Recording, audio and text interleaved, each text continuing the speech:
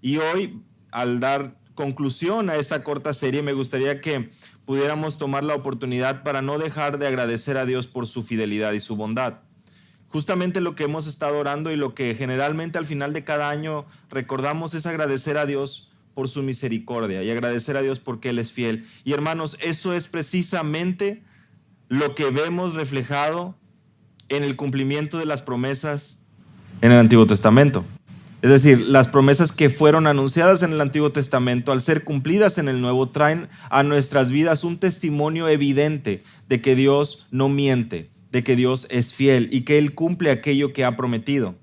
Seguramente ustedes recordarán estos pasajes que hemos encontrado en el Nuevo Testamento. Por ejemplo, en Juan capítulo 5, versículo 39, es Jesús quien durante su ministerio le hace ver a la audiencia, a los religiosos, a sus discípulos, a las personas a su alrededor, les hace ver y les dice: escudriñad las Escrituras, examinad las Escrituras, porque vosotros pensáis que en ellas tenéis vida eterna, y ellas son las que dan testimonio de mí. La palabra de Dios en su conjunto vemos que es verdad. No podemos y no dividimos la palabra de Dios y llegamos a pensar que en ciertos momentos es verdad o se convierte en verdad, sino que cada palabra, cada línea que encontramos aquí es la verdad. Y Jesús le anuncia a la multitud la importancia de examinar las Escrituras, de estudiar. ¿Por qué? Porque ellas dan testimonio de Él mismo. En Juan capítulo 1, cuando Felipe encuentra a Natanael, seguramente ustedes recuerdan que él viene muy emocionado y le dice: Felipe, a Natanael, hemos hallado a aquel de quien escribió Moisés en la ley y también los profetas. ¿Eso qué quiere decir? Ya encontramos aquel de quien se había anunciado desde el Antiguo Testamento, desde las Escrituras, como ellos por supuesto la tenían. Y es así también como ya habíamos visto anteriormente, Jesús toma un tiempo y desde Moisés y siguiendo por todos los profetas, Lucas capítulo 24, versículos 27, les declaraba en todas las Escrituras lo que de él decían. De una u otra manera nosotros encontramos referencias en el Nuevo Testamento con respecto a cómo el Antiguo Testamento y cómo estas profecías apuntan a Cristo. Y ahí es como hemos empezado a ver varias, y hoy vamos a ver de manera un poquito más amplia a algunas que seguramente nosotros ya conocemos que están ahí, pero nos gustaría que pudiéramos tomar un momento para poder ver más acerca del contexto. Y una de estas citas está en el Salmo capítulo 16. Salmo capítulo 16, versículo 10. En este salmo es David quien encuentra y afirma su refugio, su herencia, su sustento en Dios, en Yahweh. Y él dice, versículo 7, bendeciré a Yahweh que me aconseja, en verdad en las noches mi corazón me instruye. A él, al Señor, he puesto continuamente delante de mí, porque está a mi diestra y permaneceré firme. Vean ahí cómo dice versículo 9, por tanto mi corazón se alegra y mi alma se regocija también, mi carne morará segura. Ahora veamos ahí el versículo 10, pues tú no abandonarás mi alma en el Seol, ni permitirás a tu santo ver corrupción. Bueno, aquí evidentemente David habla con respecto a su necesidad, a su experiencia, a su confianza en Dios. Eso lo vemos porque a lo largo del Salmo, versículo 1, protégeme, tú eres mi refugio, tú eres mi Señor, ningún bien tengo fuera de ti. Pero interesantemente, en la segunda parte del versículo 10, ya no está hablando con respecto a él, ya no está hablando en primera persona, ya está hablando acerca de que no permitirá a su santo, al santo de quién, al santo del Señor, quien ha estado hablando, versículo 7 y versículo 8 en el contexto, ver corrupción.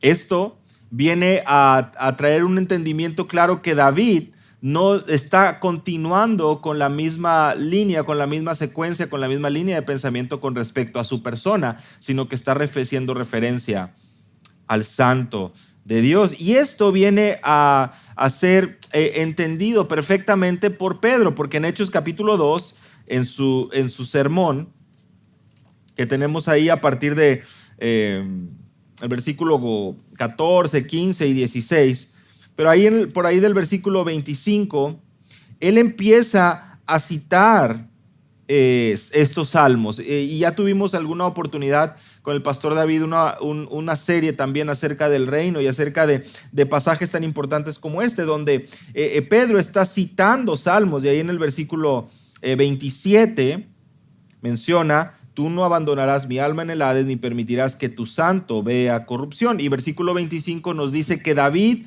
dice de él.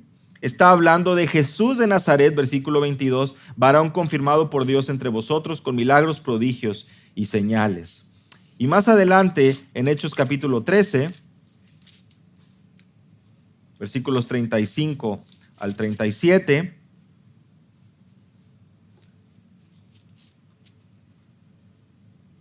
es el apóstol Pablo quien dice: por tanto, dice también en otro salmo, no permitirás que tu santo vea corrupción. Y él nos explica algo muy interesante, versículo 36, porque David, después de haber servido el propósito de Dios en su propia generación, durmió, fue sepultado con sus padres y vio corrupción. Pero aquel a quien Dios resucitó no vio corrupción. Por tanto, sabed, hermanos, que por medio de él os es anunciado el perdón de pecados. ¿De quién está hablando? Está hablando de Cristo. Está hablando y anunciando acerca del Mesías, de Jesús, del Santo del Señor. Por lo tanto, tenemos ya un entendimiento o una visión clara de que los autores del Nuevo Testamento, como Pedro y Pablo, citan este salmo para poder traer a la mente de la audiencia que lo que estaba hablando David se cumplió. Y que David estaba profetizando, que David estaba hablando acerca de un evento venidero, de un cumplimiento que por supuesto tiene que ver con su linaje, tiene que ver con la promesa que Dios hace a David, porque finalmente sabemos que Jesús viene de ahí. Pero de manera muy evidente también son palabras habladas por David sobre el supremo, sobre el mayor, vamos a decirlo así, hijo de David, como el todopoderoso, el santo del Señor, aquel quien no permaneció en un sepulcro, sino que resucitó. A diferencia de David, como bien lo explica el apóstol Pablo. Y este es uno de estos salmos que sin duda vienen a maravillarnos, porque David, inspirado por el Espíritu Santo, porque sabemos que toda la Escritura es inspirada por Dios, viene a traer y a hacer evidente estas palabras, iba a decir claves, pero no claves en el sentido que están muy encriptadas o algo así, sino estos como adelantos, como estos anuncios, como estas maneras de poder hacerle ver y traer esperanza al pueblo. Hermanos, y esto es muy evidente a lo largo del Antiguo Testamento. Miren, vayan conmigo, vamos a pasar un tiempo en Isaías. Y en Isaías capítulo 7, justamente en uno de los contextos o de los capítulos donde tenemos más citas con respecto, o bueno, más referencias sobre todo en este tiempo, con referencia al nacimiento de nuestro Señor Jesús. Al prestar atención al contexto nos vamos a dar cuenta de cosas muy importantes. ¿Por qué? Porque seguramente tú y yo estamos familiarizados con el versículo 14 de Isaías 7. El Señor mismo os dará una señal, he aquí una virgen concebirá y dará a luz un hijo y llamará su nombre Emmanuel. Eso seguramente lo tenemos muy claro. ¿Por qué? Porque lo escuchamos, Isaías capítulo 7, versículo 14. Pero, ¿qué les parece si comenzamos a leer a partir del versículo 1 y nos damos cuenta en qué contexto es que vienen este mensaje o estas palabras? Vean conmigo ahí a partir del versículo 1, Isaías 7. Y aconteció que en los días de Acaz, hijo de Jotam, hijo de Usías, rey de Judá, subió Resín, rey de Aram, con Peca, hijo de Remalías, rey de Israel, a Jerusalén para combatir contra ella, pero no pudieron tomarla. Y se dio aviso a la casa de David, diciendo: los arameos han acampado en Efraín, y se estremeció el corazón del rey y el corazón de su pueblo, como se estremecen los árboles del bosque ante el viento. Entonces el Señor dijo a Isaías: sal ahora al encuentro de Acaz, tú y tu hijo Sear-Jasub al extremo del acueducto del estanque superior en la calzada del campo del batanero. Y dile, estate alerta y ten calma, no temas, ni desmaye tu corazón ante estos dos cabos de tizones humeantes, a causa de la ira encendida de Resín de Aram y del hijo de Remalías.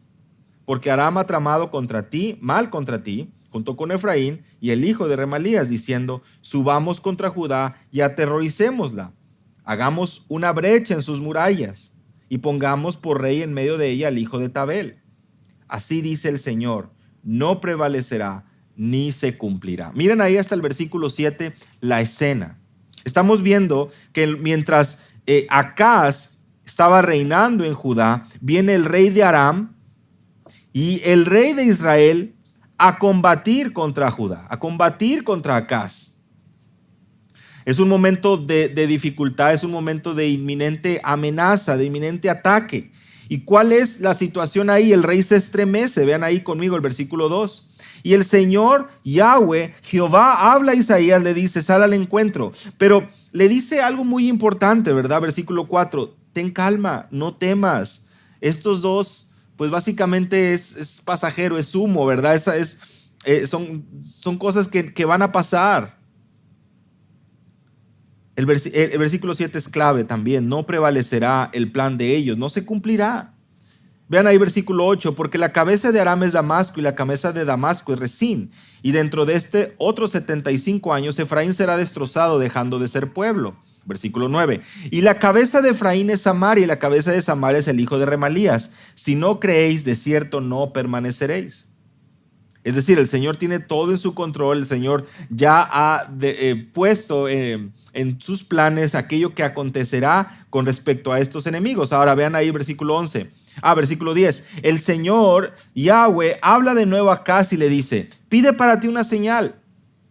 Pide para ti una señal de Yahweh, tu Dios, que sea tan profunda como el Seol o tan alta como el cielo. Le dice a través de Isaías, Acaz, pide una señal, que tengas confianza. Que puedas encontrar descanso si tienes esa duda en tu corazón con respecto a esta amenaza.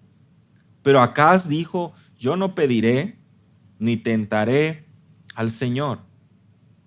De parte del Señor le está hablando a Acaz para que pueda tener esa confianza de que pueda pedir esa señal. Y Acaz toma la decisión de no obedecer. Entonces dice Isaías, versículo 13. Oíd ahora, casa de David, ¿os parece poco cansar a los hombres, que también cansaréis a mi Dios? A lo largo del contexto de Isaías, capítulo 1, versículo 11 y 14, el Señor ha mandado ya un aviso de que está harto de sus fiestas solemnes, de que está harto de sus ofrendas, de que está cansado, porque el pecado había sacudido, la incredulidad había llegado y se había tomado lugar preeminente en los corazones del pueblo. Incluso el rey. ¿Os parece poco cansar a los hombres, que también cansaréis a mi Dios? Acaz es llamado a no temer, a estar quieto, a confiar. El llamado es confiar. Acaz pide una señal para que encuentres esa confianza de parte de Dios, pero no continúa en su incredulidad y en su necedad. Y ahí es donde viene el versículo 14. No pediste señal, el Señor te dará esta señal. Esto es lo que va a acontecer. Habrá paz, como lo vamos a ver más adelante.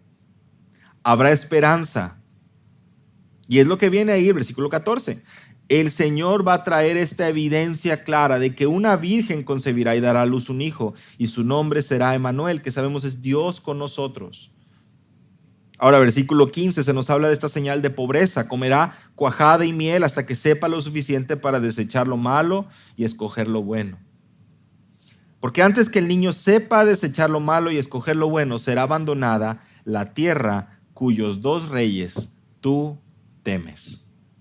Es la señal de parte de Dios. Ese es el contexto de este pasaje, este anuncio, esta profecía con respecto al Mesías. El pueblo está en incredulidad, el pueblo está en temor, el mismo rey está sacudiéndose de miedo, por así decirlo.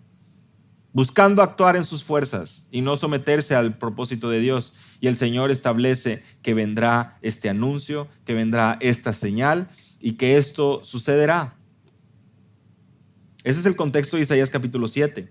Y en el versículo 16, como lo vemos, esos reyes que vienen, esos serán derrotados.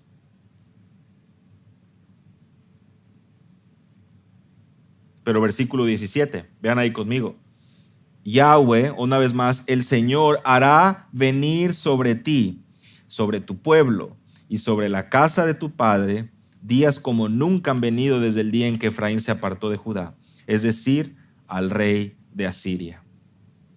Los asirios, quienes no solo invadieron el reino del norte, también vendrán, y así el pueblo también será llevado en cautiverio. ¿Qué quiere decir esto? Hay una esperanza.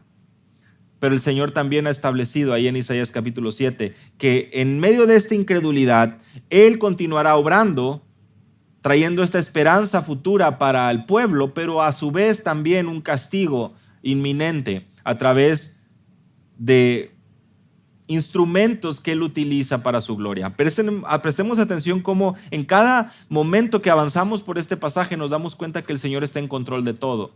Nada ha salido de sus planes, sino que Él ya había establecido todo lo que iba a suceder. Dígame cómo eso no traería confianza a nuestros corazones. Aún en los momentos de mayor dificultad, el pueblo encuentra descanso y confianza en que los planes de Dios se cumplen. Y se cumplen de manera evidente, se cumplen de manera literal, se cumplen tal y como Él lo estableció. Y esto es lo que sucede en el contexto de la situación del dolor, del temor y de la aflicción que está sucediendo en el pueblo. Nuestro Dios es fiel. Vamos ahí a Isaías capítulo 9, versículos 1 y 2. Mas no habrá siempre oscuridad para los que están ahora en angustia, tal como la aflicción que le vino en el tiempo que livianamente tocaron la primera vez a la tierra de Zebulón y a la tierra de Neftalí. Pues al fin llenará de gloria el camino del mar, de aquel lado del Jordán, en Galilea de los gentiles. El pueblo que andaba en tinieblas ha visto gran luz. Los que moraban en tierra de sombra de muerte, luz resplandeció sobre ellos. Otro pasaje muy comentado, muy citado. Y aquí tenemos primeramente en el versículo 1 a dos regiones, Zabulón y Neftalí, las cuales se encuentran en la frontera norte de Galilea y fueron las primeras regiones atacadas por los asirios durante esa invasión. Fueron llevadas en cautiverio en el 722 a.C. Así que esa aflicción viene, sucede, pero también, como vemos, habrá esa promesa de que por ahí, por esos caminos, habrá esta esperanza y este mensaje de gloria, este mensaje de luz, este mensaje de verdadero resplandor para ellos. La mención de Galilea de los gentiles, ¿qué es lo que viene a traer a nuestra mente? Bueno, precisamente eso, que hay esperanza para ellos, que hay esperanza y que su soberanía y su paz no tendrán fin, como vemos ahí en el versículo 7 del capítulo 9. O sea, un reino, un poder, una paz que trasciende, que no tiene fin, que llega y que permite que el reinado justo del Mesías trascienda esas fronteras. Y esto lo vemos en Mateo capítulo 4, versículos 14 al 16. Cuando se nos menciona estos primeros pasos en el ministerio de nuestro Señor Jesús. Precisamente es esto lo que Mateo cita, Mateo capítulo 4. Porque así como el anuncio del nacimiento virginal que vemos en Mateo 1, también en Mateo capítulo 4 se nos anuncia precisamente esto. Jesús sale de Nazaret, versículo 13, y se establece en Capernaum, que está junto al mar, Mateo 4, versículo 13, en la región de Zabulón y Neftalí. Y ahí comenzó Jesús a predicar, versículo 17, y a decir, arrepentíos porque el reino de los cielos se ha acercado. Hay una esperanza gloriosa para el pueblo. El pueblo que estaba en tinieblas vio gran luz. Y es otra vez un cumplimiento que vemos literal, un cumplimiento que sucede tal y como Dios lo había anunciado a través del profeta Isaías. Ahora, un poquito más adelante, otro pasaje muy recordado, ¿verdad? Muy mencionado, versículos 6 y 7. Porque un niño nos ha nacido, un hijo nos ha sido dado, y la soberanía reposará sobre sus hombros y se llamará su nombre admirable, consejero, Dios fuerte, Padre eterno, príncipe de paz. El aumento de su soberanía y de la paz no tendrán fin sobre el trono de David y sobre su reino, para afianzarlo y sostenerlo con el derecho y la justicia, desde entonces y para siempre. El celo del Señor de los ejércitos hará esto. Ya en el capítulo 7 se nos había anunciado de que la Virgen concebirá y dará a luz un hijo y se llamará su nombre Manuel. Ahora en el capítulo 9 llegamos de que el pueblo que andaba en tinieblas vería gran luz. ¿Por qué? Porque un niño nos es nacido. Porque en el versículo 4 vemos, porque tú quebrarás el yugo de su carga, porque toda bota que calza el guerrero en el fragor de la batalla, versículo 5, porque un niño nos es nacido. Nuestro Dios, a través del profeta Isaías, anuncia de esta esperanza, anuncia de este niño que ha nacido, anuncia de este nacimiento virginal para anunciar y para hacer notar al pueblo de esta esperanza. Un niño, vemos ahí, entre las primeras descripciones, un niño nos es nacido. ¿Qué habla esto? Pues es un descendiente, es humano, es carnal, en el sentido de que es como nosotros, como lo hemos visto en la serie en Hebreos, un hijo, es decir, viene del linaje, de la realeza de David, de la promesa, como lo vemos más adelante. Nacido, un hijo nos es nacido, su humanidad. Nos habla que no es simplemente una aparición, sino que nació. Y a continuación se nos mencionan las descripciones o las perfecciones de él. Admirable, consejero. ¿Qué quiere decir esto? Verdadera sabiduría, verdadero entendimiento, verdadera destreza para poder traer sabiduría de parte de Dios. Dios fuerte. ¿Qué quiere decir esto? Un guerrero, un poderoso, un vencedor, Padre eterno. Padre eterno. Esto sin duda debe venir a hacernos recapacitar. Lo vamos a ver más adelante en Zacarías con respecto a las menciones del pastor. Este pastor y esta imagen de padre, aquel que estará buscando apacentar a los suyos, cuidar, alimentar, proteger. Príncipe de paz, príncipe de paz. Su reino traerá es a paz. Y lo vemos ahí en el versículo 7, ¿verdad? El aumento de su soberanía, lo dilatado de su imperio y la paz no tendrán límite sobre el trono de David y sobre su reino, para afianzarlo y sostenerlo con el derecho y la justicia desde entonces y para siempre. El celo de Yahweh de los ejércitos, del Señor de los ejércitos, hará esto. Una parte muy importante, y es que nosotros vemos en Apocalipsis capítulo 11 y en Apocalipsis capítulo 19 de la venida, de la segunda venida de este niño que nació, creció, siendo admirable, consejero, Dios fuerte, Padre eterno, príncipe de paz, Dios hecho carne. Y llegó hasta la muerte y muerte de cruz y fue exaltado hasta lo sumo y ha prometido regresar para establecer su reino. Y es esa parte del versículo 7, donde nosotros nos damos cuenta y tenemos esa expectativa de que así como se cumplió literalmente lo que vemos en el versículo 6, de esa misma manera lo que vemos en el versículo 7 se va a cumplir. Porque nuestro Dios no miente, porque nuestro Dios es fiel. Porque así como encontramos sus promesas siendo cumplidas de manera categórica, de manera evidente, de manera física y literal, eso mismo esperamos. Eso mismo es que nosotros confiamos. Que si bien es cierto, Él continúa en control de la situación,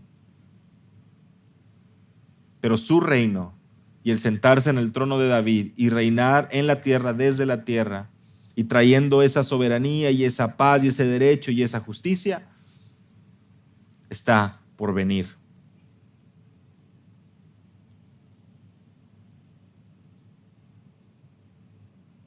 Isaías capítulo 11 nos dice que Los reinos del mundo han venido a ser de nuestro Señor y de su Cristo, y Él reinará por los siglos de los siglos. Ahora, Isaías capítulo 11, versículo 2, también muy citado, ¿verdad? Y brotará un retoño del tronco de Isaí, y un vástago de sus raíces dará fruto, y reposará sobre él el espíritu de Yahweh, espíritu de sabiduría, de inteligencia, de consejo y de poder, espíritu de conocimiento y del temor del Señor. El Espíritu Santo reposa sobre él de una manera especial, de una manera evidente. Él, a diferencia de los otros, vemos ahí versículo 3 y 4, no juzgará por lo que ven sus ojos, ni sentenciará por lo que oigan sus oídos. ¿Qué quiere decir esto? Con una especie de entendimiento como los otros reyes, sino que juzgará al pobre con justicia, fallará con equidad para los afligidos, herirá la tierra con la vara de su boca, y con el soplo de sus labios matará al impío. La justicia será ceñidor de sus lomos, y la fidelidad ceñidor de su cintura. Empezamos a ver ya nuevamente esas situaciones donde está reinando y está aplicando esa justicia y está obrando de acuerdo al derecho de Dios, trayendo paz para los afligidos y también juicio a los impíos. Lo pueden ver ahí en el versículo 4. Además, se nos habla acerca de estas verdades que acontecerán en este reino milenial. El lobo morará con el cordero, el leopardo se echará con el cabrito, el becerro, el leoncillo, el animal doméstico andarán juntos, y un niño los conducirá. Nuevamente, versículo 1, versículo 2, vino el Hijo de David.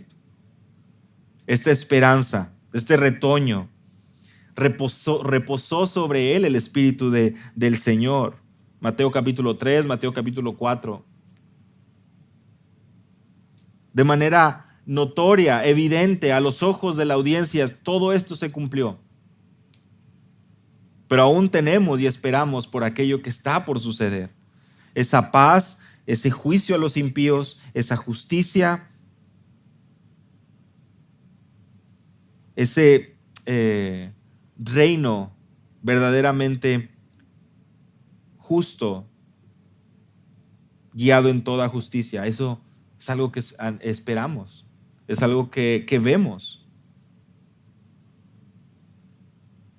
Vean ahí el versículo 10. En aquel día, estamos ahí en Isaías 11, miren, en aquel día las naciones acudirán a la raíz de Isaí, que está puesta como señal, como un estandarte para los pueblos, y será gloriosa su morada.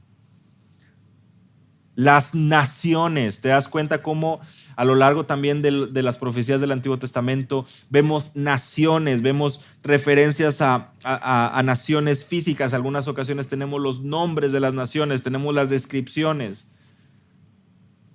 Será un hecho sin precedentes, donde Cristo estará siendo ese estandarte, siendo esta señal, siendo este Rey poderoso, evidente a los ojos de todo el mundo. Isaías 40 nos habla acerca de la venida del precursor, porque es el mensaje que vemos del precursor del Mesías, y ya lo hemos visto en alguna otra ocasión, sobre todo en nuestro estudio ahí en Lucas, como Malaquías también nos anuncia de esta verdad, Malaquías 3 y Malaquías 4. Pero otra vez, el contexto, hermanos, tan importante el contexto. Isaías 40. ¿Cómo comienza Isaías 40? Vean ahí conmigo. Consolaos, consolaos, pueblo mío.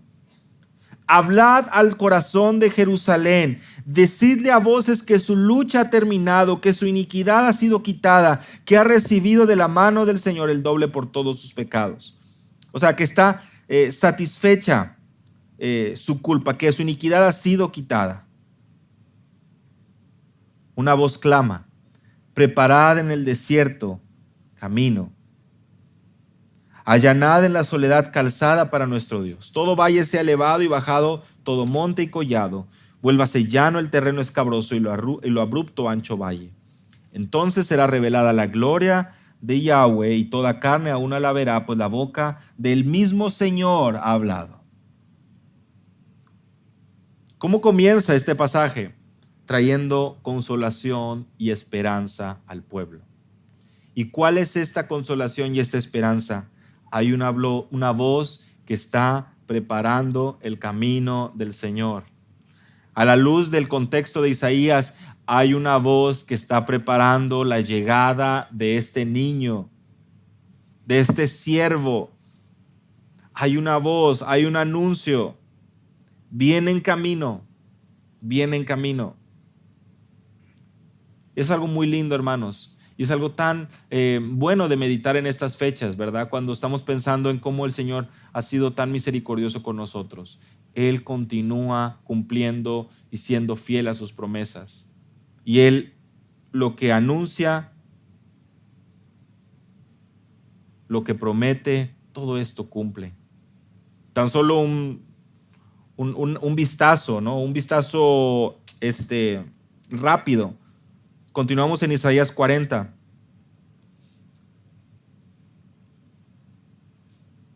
Si bien es cierto, por una parte, versículos 6, 7 y 8, el anuncio de Isaías es: sécase la hierba, marchítase la flor, cuando el aliento del Señor sopla sobre ella, en verdad el pueblo es hierba.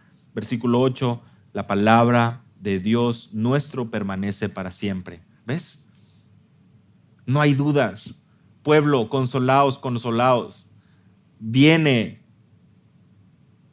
preparar el camino del Señor, porque viene. ¿Quién viene? Versículo 10 y 11. El Señor Dios vendrá con poder, su brazo gobernará por él. He aquí, con él está su galardón y delante de él su recompensa. Vean ahí el versículo 11. Como pastor apacentará su rebaño, en su brazo recogerá los corderos y en su seno los llevará y guiará con cuidado a las recién paridas. Este es el plan del Señor para los suyos. Este es el plan del Señor para su siervo, su hijo, su elegido, el santo del Señor. Estas son las palabras de consolación y estas son las profecías que vemos anunciadas para el pueblo. Que el Señor, versículo 28, el creador de los confines de la tierra, Él no se fatiga, Él no se cansa. Él da fuerzas al que no tiene. Y los que esperan en Él renovarán sus fuerzas. ¿Por qué? Porque confiamos en que todo lo que ha prometido se cumplirá. Y porque en Él, porque en su ungido, porque en su santo tenemos a este pastor que apacentará su rebaño, quien gobernará, que en su brazo gobernará y vendrá con poder. Y con Él está un galardón, una recompensa para los suyos. Qué preciosas imágenes, ¿verdad? Al pensar cómo nos toma, cómo nos recoge, cómo nos lleva. Esta es la esperanza que tenemos. Y así como hemos visto el cumplimiento de las profecías en la primera venida de nuestro Señor Jesucristo, veremos de igual manera cómo en la segunda venida vendrán el cumplimiento de estas que aún no se han cumplido. Jeremías 31, un pasaje interesante porque también es citado por Mateo. Jeremías 31, versículo 15. Es citado por Mateo justamente ante la muerte decretada por Herodes ahí en Mateo capítulo 2. No sé si ustedes recuerdan a partir del versículo 16. Cuando Herodes se ve burlado por los magos, se enfurece y mandó matar a todos los niños que había en Belén y en todos sus alrededores, de 2 años para abajo, según el tiempo que había averiguado de los magos. Entonces se cumplió lo que fue dicho por medio del profeta Jeremías, cuando dijo: se oyó una voz en Ramá, llanto y gran lamentación, Raquel, que llora a sus hijos y que no quiso ser consolada porque ya no existen. Aquí existe una aparente dificultad porque ¿cómo es que Mateo está citando este pasaje de Jeremías capítulo 31, versículo 15? Es decir, ¿en qué contexto y cómo es que lo está mencionando? Si ustedes prestan atención ahí en Jeremías capítulo 31, versículo 15, tenemos precisamente eso. Raquel llora por sus hijos, rehúsa ser consolada por sus hijos que ya no existen. Ahora, el llanto de Raquel, que es mencionado aquí en Jeremías capítulo 31 y versículo 35, es un participio que muestra una acción característica de un dolor, que si vemos en el versículo 16, es el Señor mismo quien le dice, quien reprime esa voz, dice, ya no llores. Pero ese llanto continúa, ese llanto se extiende. Ramá es una ubicación para hacer referencia al exilio. Y son momentos de dolor. Con los varones hace algunas semanas estudiamos Jeremías. El dolor de Jeremías al ver lo que vendrá a su pueblo es tal que lo lleva a las lágrimas en varias ocasiones. Son situaciones muy complicadas referentes al cautiverio, al exilio, a imperios viniendo, derrotando, sometiendo al pueblo. Y por lo tanto, Jeremías pasa momentos de mucha dificultad. Y este llanto que vemos aquí es un llanto que se extiende, es un llanto que de alguna u otra manera viene también a representar la tristeza de las madres de Israel.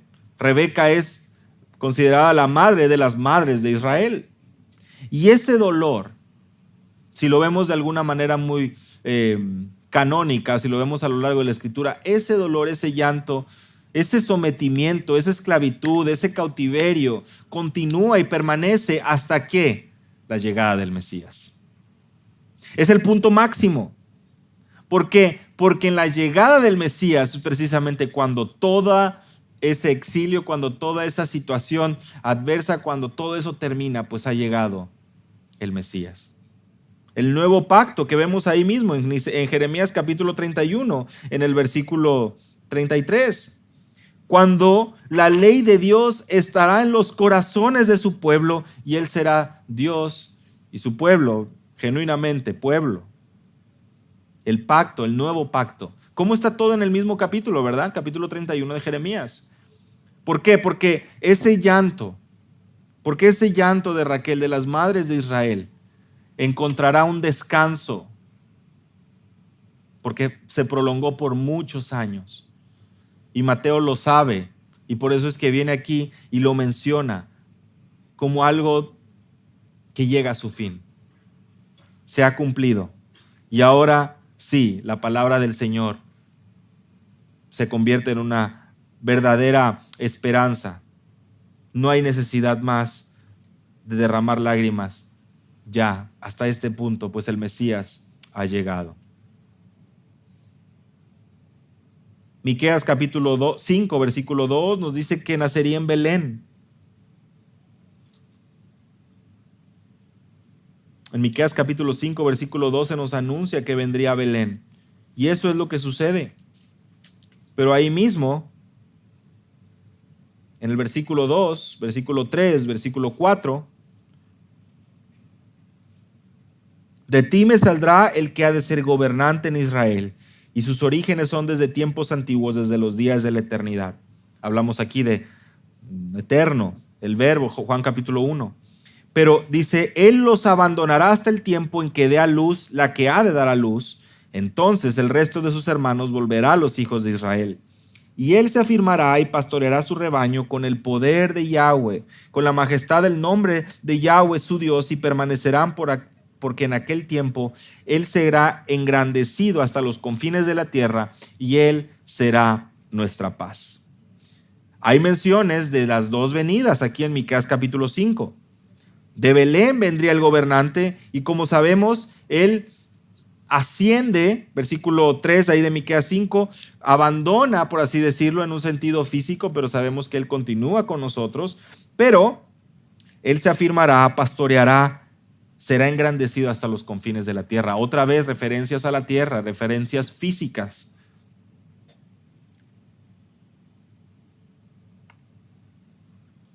Esto es lo que encontramos. Y otra vez, esta es la confianza de que así como sus promesas son cumplidas en la primera venida, otras más vendrán a ser cumplidas en la segunda venida de nuestro Señor Jesucristo. En Zacarías capítulo 12, versículo 10. Es esperanza también de una salvación física y espiritual para los suyos. Derramaré sobre la casa de David, sobre los habitantes de Jerusalén, el espíritu de gracia y de súplica, y me mirarán a mí, a quien han traspasado, y se lamentarán por él, como quien se lamenta por su hijo único, y llorarán por él como se llora por un primogénito. Mirarán al que traspasaron.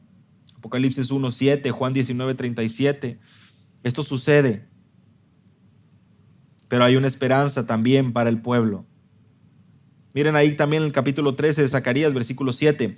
Despierta espada contra mi pastor y contra el compañero mío, el Mesías, declara Yahweh de los ejércitos. Hiere al pastor y se dispersarán las ovejas, y volveré mi mano contra los pequeños. ¿Qué sabemos aquí? Que la realidad es que hay un momento donde el pastor es herido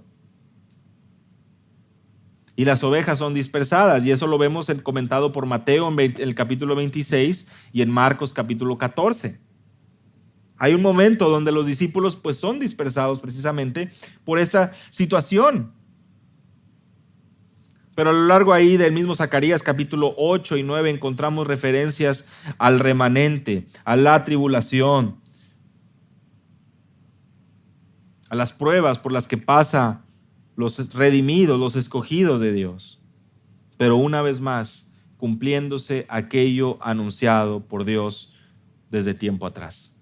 Hermanos, tanto en Salmos como en Isaías, como en Jeremías, como en Miqueas, como en Zacarías, como en Malaquías, estos recordatorios que encontramos aquí, que para nosotros nos ayudan para afianzar nuestra fe, para confiar en que Él tiene todo en sus manos, que lo que prometió se cumplió. Muchas de las profecías en la primera venida, pero hay otras que aún esperamos. Y esto es lo que debe traer siempre ese deseo y ese ánimo y esa oración y esa confianza en nuestros corazones al iniciar un año. Darnos cuenta que la venida de nuestro Señor Jesucristo vino a confirmar de manera clara también, no porque necesite otra evidencia más, pero porque así le ha placido a nuestro Dios hacer evidente a nosotros como sus criaturas su poder, su fidelidad, como no hay nada que sale de su control y que tal y como Él lo anuncia, las cosas suceden. Y los autores del Nuevo Testamento, también inspirados por el Espíritu, encuentran cómo se va cumpliendo y de manera contextual y de manera literal, siendo fieles al texto, lo hacen notar en el Nuevo Testamento y nos mencionan cómo y cuándo se van cumpliendo estas profecías, sin necesidad de reinterpretar aquello que ya fue anunciado, sino trayendo todo eso y considerando el contexto como lo hicimos hace un momento, sobre todo en el pasaje de Isaías capítulo 7.